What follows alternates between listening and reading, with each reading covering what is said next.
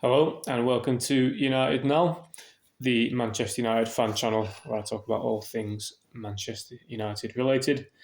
And a bit late with this video, but I had a busy week. But following up on the 2-1 win over Chelsea Football Club at home. A win's a win, so you can't really be too upset, can you? Finally good to get at least 3 points on the board, especially after the disaster of playing Manchester City.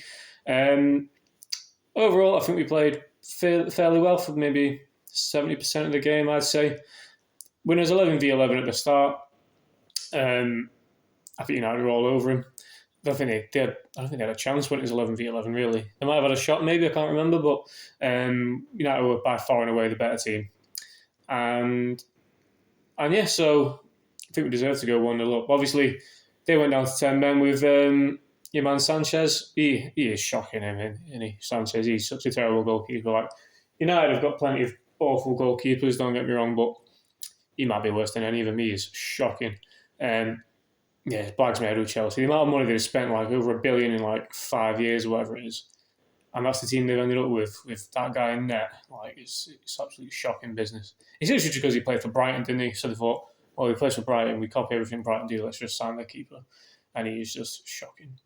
Absolutely took out Mbeumo. I was a bit worried at first because the way he took him out, I thought Mbeumo could have a broken leg or something. Like the way he went, he fully pelted at him. But deserved red, got sent off. Went 1 up not long after. Fernandes as well. Seeing him getting the end of a chance. But I do want to say though, like, obviously it was great to go 1-0 up and all that, but Carlos Henrique Casemiro, man. It's insane how thick that guy can be on a football field. It's insane. I think it's just because he played for Madrid for like 10 years and he could just get away with murder and the referees wouldn't do anything about it. He's just took that attitude into playing for United. It's like the officials won't bend over backwards for playing for United like they do when you play for Real Madrid in La Liga. And just knew as soon as he got that yellow card, I was like, get this guy off, man. He's a walking red at this point. He just fucking loves snapping into tackles and crunching the opposition. And it's just not needed, man, when it's 11v10. And it was a bit of a soft second yellow, but the guy's just an idiot, man. Like, and you can't even back it up. He would have some credit at the bank if he was like a good midfielder for us, but he's not. The guy's 9 times out of 10, the guy just puts in stinker performances. And the guy's on about 350 bags a week. It's just insane with that guy, man. Like, I don't know what to say about him. Like, I'm kind of getting sick of seeing him play for United, to be honest. But it is mad that our highest paid player is someone that you kind of dread seeing in the starting 11. Like, that's the mess United got themselves into over the years with these transfers and the massive money they're giving players. The guy who's our highest paid player, our most successful player in terms of trophies won, I think, at this point. Yeah, he's got to be Annie. And arguably our highest profile player, maybe, Brazil international, and he's shite for the most part. Every now and again, he puts in performances where he kind of remembers who he is, and he puts in a good midfield performance. But more often than not, the guy's crap, man. He's another. I think it's his last. I think this season's his last season on his current contract, and I'm just counting down the days, to be honest. Like, we'd have to see him play for us because he had a great first season with us. Awful second season, and the third season started off crap as well with him. So, yeah, just counting down the days until he's gone, to be honest. Other than that, even when we went 2-0 up, I thought it was good. But then, like, I don't know what it is with this team. Like, we have to give the opposition, no matter if we're playing the best team in the world or bottom of the league, or in this season, League Two teams, we just have to give them like at least half an hour of every game where we just let them dominate us, no matter what. Like, it could be an amazing team, a crap team, 11 men, 10 men, doesn't matter who we're playing against. This United team will always give the opposition at least a good solid half an hour where we just say, do what you want to us, and then hopefully we won't concede a goal. And I've heard a lot of people online saying, oh, United played well, like we sat deep and blah blah blah, and we soaked up the pressure, and it's like, there's ways to go this to soaking up pressure. There's like you can let the opposition have all the ball, and you just know they're not going to concede. Like certain teams just play like that, where the opposition could have 70% of the ball, and you're not worried because they're not going to score because the defending team is just so solid. Whereas with United, it's just like our idea of sitting back is basically clinging on for dear life and hoping that the opposition don't get into it. And like it's just again, I don't want this to come across negative because I want to back Amorim. I really, really want to back the guy. But it's another result. Maybe this is me looking at the glass as half empty rather than half full. But we've got 3 points. Obviously, buzzing, great. But all we have to do is dig beneath the surface slightly. And we got the 3 points playing against a team where we had more plays on the pitch than them for a period of the game. And that's where we went 1-0 up. We got we got our own play set off and they got back in the game.